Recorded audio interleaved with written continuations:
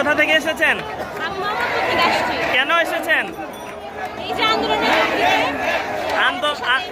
এই আন্দোলনে আপনারা কি চান? এক দাবি এক দফা। এক দফা এক দাবি। এক দাবি। শেখ হাসিনা। শেখ হাসিনার পদত্যাগ। আচ্ছা আচ্ছা, শেখ হাসিনার পদত্যাগ কেন চান? কেন চাইব?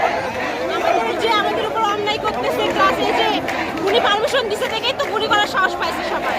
আমাদের টাকায় গুলি করতেছে। ইভেন তার বন্যাকে বলে যে তিনি আমাদেরকে খাওয়াচ্ছে, তিনি আমাদেরকে খাওয়ানোর কে? খাওয়াইতে আমাদেরকে সৃষ্টিকর্তা। আর উনি যে চলতেছে, উনি আমাদের টাকায় চলতেছে। তাহলে আমাদের দাবি তারা কেন পূরণ করবে না? আমরা কেন সব কিছু থেকে বঞ্চিত হব?